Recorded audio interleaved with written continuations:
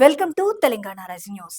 మీ కుట్రలు ఇక చెల్లవు. సీఎం పదవి దక్కలేదన్న దుఃఖం తప్ప సర్కార్కు సహకరించాలన్న సోయి లేదు. అసెంబ్లీలో ప్రధాన ప్రతిపక్షంపై సీఎం రేవంత్ రెడ్డి గారు నిప్పులు చెరిగారు.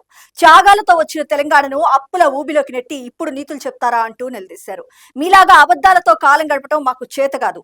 సవాల్ చేసిన 2029లోనూ మిమ్మల్ని తొక్కుకుంటూ మళ్లీ అధికారంలోకి వస్తామంటూ సీఎం రేవంత్ రెడ్డి గారు స్పష్టం చేశారు. మీరు అధికారంలో ఉన్నప్పుడు ఆక్రమణలు కూర్చిపారేయాలన్నారు. ప్రతిపక్షంలోకి వచ్చాక మూసి చెరువుల ప్రక్షాళనకు మాత్రం అడ్డుపడుతున్నారు. పాలమూరు బిడ్డగా చెప్తున్నా సంక్షేమమే మా ప్రధాన ఎజెండా, అభివృద్ధే మా మార్గం అంటూ సీఎం రేవంత్ రెడ్డి గారు స్పష్టం చేశారు. 10 ఏళ్లలో మీరు చేయని అభివృద్ధిని ఈ 5 ఏళ్లలో చేసి చూపిస్తాం. మహానగరాన్ని ఇప్పుడు రక్షించుకోకపోతే భవిష్యత్ తరాలు ఎప్పటికీ క్షమించవంటూ కూడా సీఎం రేవంత్ రెడ్డి గారు వ్యాఖ్యానించారు.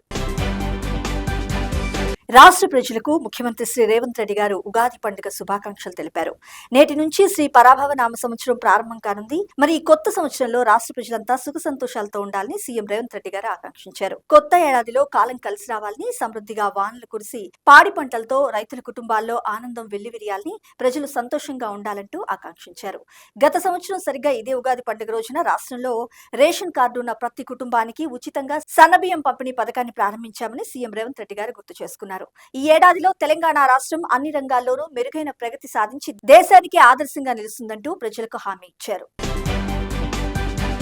ఇక్కడ వరకు ముఖ్యమైన అంశం చూసినాం. నేడు గద్దర్ అవార్డుల ప్రధానోత్సవం హెచ్ఐసిసిలో అందజేయనున్న సీఎం రేవంత్ రెడ్డి గారు. తెలంగాణ ప్రభుత్వం అత్యంత ప్రతిష్టాత్మకంగా నిర్వహించిన Telangana Gaddar film awards TGFA 2026 ప్రధానోత్సవానికి సర్వం సిద్ధమైంది. గురువారం మాదాపూర్లోని హైటెక్స్ వేదికగా జరగనున్న ఈ వేడుకకు సీఎం రేవంత్ రెడ్డి గారు ముఖ్య అతిథిగా హాజరు కానున్నారు. ఈ మెగా ఈవెంట్ లో జాతీయ, ప్రాంతీయ సినీ రంగాలకు చెందిన దిగ్గజాలు పాల్గొనున్నారు. ఈ కార్యక్రమంలో మరి తెలంగాణ సంస్కృతి సాంప్రదాయాలు ప్రతిబింబించే నృత్య ప్రదర్శన కూడా ఉంటుంది. ఇక్కడ వరకు ముఖ్యమైన అంశం చూసినాం. ఆదివాసీల హక్కులను కాపాడతామంటూ కాంగ్రెస్ పార్టీ అగ్రనేత గౌరవ్ శ్రీ రాహుల్ గాంధీ గారు పేర్కొన్నారు. నెహ్రూ గారు, ఇందిరాగాంధీ గారుల కృషితోనే ఆదివాసీలకు హక్కులు దక్కాయని లోక్సభ ప్రతిపక్ష నేత రాహుల్ గాంధీ గారు స్పష్టం చేశారు. గిరిజన ప్రాంతాల్లో భూమి, అడవులపై ఆదివాసీల హక్కును పరిరక్షిస్తామంటూ తెలిపారు. కాంగ్రెస్ లో ఆదివాసీలకు సముచిత స్థానాన్ని కల్పిస్తున్నామని, ఏఐసిసి నుంచి DCC పదవుల దాకా ప్రాధాన్యతనిచ్చామంటూ ఈ సందర్భంగా కాంగ్రెస్ పార్టీ అగ్రనేత గౌరవ్ శ్రీ రాహుల్ గాంధీ గారు గుర్తు చేసుకున్నారు. ఇక్కడ మనకు ముఖ్యమైన అంశం చూసినాం. పేదల జీవితాలు మారుస్తాం. మూసి పునరుజ్జీవం ఒక సామాజిక బాధ్యత.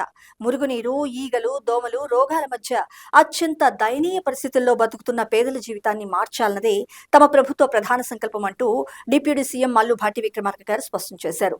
మూసి ప్రక్షాళన అడ్డుకుంటున్న వారు పేదలు అదే మురికి కూపంలో ఉండాలని కోరుకుంటున్నారా అంటూ నిలదీశారు. నివాసాలు కోల్పోయే ప్రతి పేద కుటుంబానికి పట్టా ఉన్నా లేకపోయినా మరి అదే ప్రాంతంలో అపార్ట్మెంట్లు నిర్మించి ఇస్తామని సీఎం రేవంత్ రెడ్డి గారు ఇప్పటికే స్పష్టం చేశారు. మరి అలాగే మహిళలకు వడ్డీ లేని రుణాలు అందించి వారిని ఆర్థికంగా బలోపేతం చేస్తున్నాం.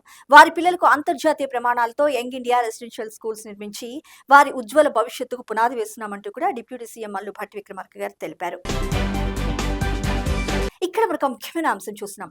వరదల నివారణకు నోడల్ ఏజెన్సీ. వరదలకు నదీ తీరాలు, కాల్వల ఆక్రమణలు కారణమే. వాతావరణ మార్పులతో ఆకస్మిక వరదల ముప్పు అంటూ కూడా మంత్రి ఉత్తమ్ కుమార్ రెడ్డి గారు తెలిపారు. హైదరాబాద్ లో flood plain zoning workshop లో ఆయన మాట్లాడారు. భద్రాచలంలో గోదావరి నది వరద, ఖమ్మంలో మున్నేరు ముప్పు సమస్యలపై నోడల్ ఏజెన్సీ ప్రత్యేక దృష్టి సారిస్తుందంటూ తెలిపారు.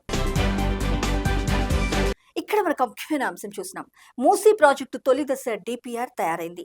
అది 2025 జనవరిలో ప్రారంభమై 2026 ఫిబ్రవరిలో పూర్తయింది. ప్రాజెక్టు తొలి దశకు 6,500 కోట్ల నుంచి 7,000 కోట్లు అవుతుందంటూ అంచనా.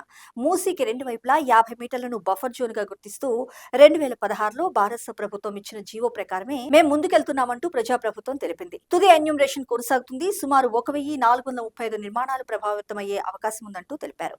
బఫర్ జోన్ లో ఉన్న వారికి TDR ఇస్తాం. అలాగే 2013 భూసేకరణ చట్టం ప్రకారం పునరావాసం కల్పిస్తామంటూ తెలిపారు.